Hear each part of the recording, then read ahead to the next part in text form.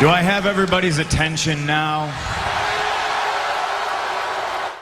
Amis, c'est Kachara, je parle 4. Aujourd'hui, revue de SmackDown Live, SmackDown du 18 juin 2021. SmackDown juste avant Hell in a Cell qui se déroulera dans la nuit de dimanche à lundi. Et avant de commencer la vidéo, j'aimerais vous demander de liker, de commenter, de vous abonner, de partager. C'est extrêmement important pour cette chaîne. On va devant les 350 abonnés avant la fin juin, les amis. Ils vont directement le jeu sur Mysterio qui arrive sur le ring. Il y a la cage au-dessus de lui qui se met autour de lui pour qu'il fasse sa promo. Donc il arrive, il dit que tous les parents qui regardent SmackDown savent ce qu'il ressent. Il ne sait pas quand son fils pourra revenir sur le ring. Il n'oubliera jamais quand son fils s'est fait étrangler par Roman Reigns. Il n'oubliera jamais l'homme qui lui a fait ça. Il n'oubliera jamais Roman Reigns. Il dit qu'il ne peut plus attendre. Il sait que Roman Reigns a déjà accepté le match, mais il voudrait l'entendre de sa bouche. Donc il demande à Roman Reigns de venir. Roman Reigns arrive avec Paul Heyman. Il dit qu'il ne veut pas. Il dit qu'il sait que Rey ne veut pas ça. Il dit que Rey n'est pas prêt pour ça. Il dit que dès que son fils, il dit que ce qui est arrivé à son fils la semaine dernière était PG, contrairement à ce qu'il va lui faire ce soir. Et il lui demande s'il veut vraiment faire ça. Et t'as Rey qui répond que oui, il veut faire ça. Et t'as Roman Reigns qui répond, qui conclut en disant qu'il voulait que les choses se fassent à la manière de Rey Mysterio, que maintenant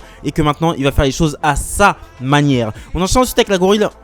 On passe directement en Gorilla Position. T'as Kayla Braxton qui questionne Kevin Owens et Biggie sur un match contre Apollo Crews et le Commando Aziz par équipe. Donc t'as Kevin Owens qui dit qu'il est confiant. Il est avec le mec le plus fort des vestiaires. Il est avec un 9 fois champion du monde par équipe. T'as Biggie qui dit rien et qui a l'air vénère. Kevin Owens demande pourquoi Biggie ne dit rien. Biggie répond que ses blessures sont encore ouvertes. On enchaîne ensuite avec le premier match de la soirée qui est un match par équipe. Biggie et Kevin Owens font face à Apollo Crews et le Commander Aziz.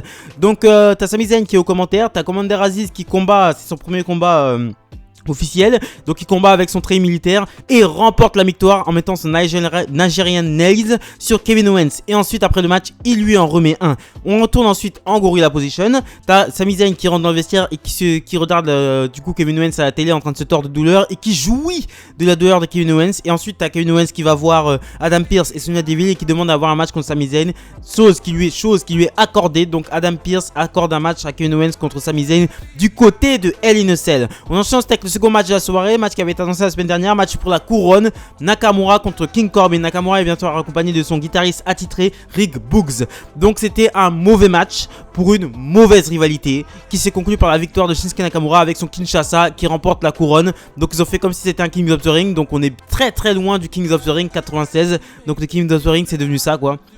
Une vulgaire guerre de couronne et qui se conclut par un match à SmackDown complètement pourri entre deux catcheurs qui n'ont aucune histoire à raconter. On enchaîne ensuite avec Bianca Belair qui arrive sur le ring et qui dit que ça fait du bien d'avoir remis Bayley à sa place. Elle nous annonce en gros, je vais vous dire en gros ce qu'elle nous annonce parce que Bianca Belair en promo, moi c'est vraiment pas trop mon truc.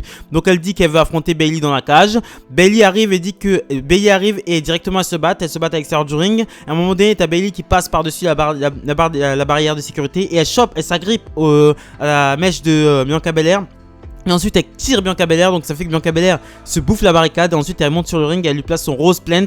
Donc ensuite elle célèbre en mettant le pied sur la tignasse de Bianca Belair et ensuite en levant le titre. Donc Bayley qui se met en confiance avant son match contre Bianca Belair à Hell in a Cell dans la cage. On enchaîne avec Roman Reigns qui demande à Jimmy Uso où est son frère. Jimmy lui répond qu'il n'a pas de nouvelles depuis une semaine, mais que si Roman Reigns a besoin d'aide, t'as Roman Reigns qui le coupe tout de suite. Il lui dit qu'il n'a pas besoin d'aide. Il dit qu'il a seulement besoin qu'il retrouve son frère. Il dit que la famille est meilleure quand ils sont unis. Il demande ensuite à Jimmy Uso de retrouver son frère. On enchaîne ensuite avec Angelo Dawkins contre Otis.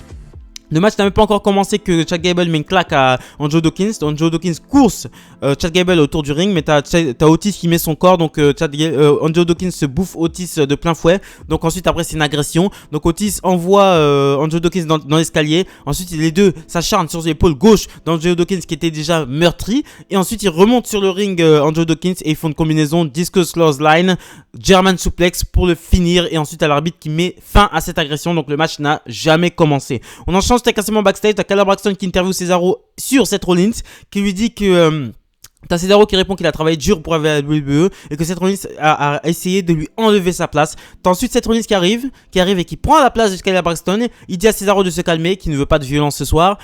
Il dit que Cesaro le dégoûte, il dit que Cesaro ne mérite pas le respect. Il dit qu'à Hell in a Cell, il va le remettre justement à sa place. Et t'as Cesaro qui dit à Seth Rollins qu'il ne savait pas que Seth Rollins avait des couilles. Il ne savait pas que Seth Rollins était capable avait le courage de lui faire face d'homme à homme. Il lui dit qu'il le respecte en tant que catcheur, mais il lui donne en RDV rendez-vous ce dimanche et le pouce avant de partir. Et nous enchaînons ensuite avec le main event of the evening. Match pour le titre universel, Roman Reigns contre Rey Mysterio. Donc dans la cage, El Innocel. Donc Rey Mysterio attaque directement Roman Reigns avec tout ce qu'il peut trouver, des chaises, des extincteurs. Rey Mysterio ruse pour mettre en difficulté Roman Reigns. À un moment donné, Roman Reigns est prêt à lui mettre un spear sur une table qui est placée contre la cage. Mais Rey Mysterio esquive et Roman Reigns se bouffe la table en gros. Et ensuite t'as Rey Mysterio qui a quelques petits retours, mais à un moment donné t'as Rey Mysterio aussi qui met une chaise sur Roman Reigns et qui lui place un splash, il place un deuxième splash, il veut placer un troisième splash, mais t'as Roman Reigns qui le chope en powerbomb et qui le jette à l'extérieur du ring comme il a jeté Dominic la semaine dernière, sauf que cette fois-ci Rey Mysterio se cogne contre la cage et ensuite il lui place sa guillotine, une sorte de guillotine inversée, très bien portée, c'était très esthétique et il fait abandonner Rey Mysterio. Donc la victoire revient à Roman Reigns qui conserve son titre universel. Et ensuite t'as Jimmy Uso qui vient et qui prête allégeance à Roman Reigns. Donc Jimmy Uso prête officiellement allégeance à Roman Reigns. Donc il lève la main de Roman Reigns, il vient célébrer avec Roman Reigns. Et ensuite Roman Reigns prend Rey Mysterio et lui replace la guillotine pour conclure ce show. Donc Jimmy Uso qui se met officiellement du côté de Roman Reigns. Il se met du côté de Roman Reigns, mais en fait, je pense qu'il se met du côté de Roman Reigns parce que Jey Uso a pété un câble et il n'a pas donné de nouvelles depuis une semaine. Donc je pense que c'est pour ça. Donc j'attends le retour de Jey Uso pour qu'on confirme qu'il y ait vraiment un groupe en fait. Parce que Jey Uso est parti la semaine dernière, il était plein de doutes. Donc le fait est que son frère se soit rallié à Roman Reigns et peut-être, je sais pas, ça va peut-être soit ça va lui faire voir la vérité que Roman Reigns ne pense vraiment, quand il parle de famille, il parle de lui. Roman Reigns quand il parle de sa famille, etc. La famille est un prétexte pour lui se mettre en avant.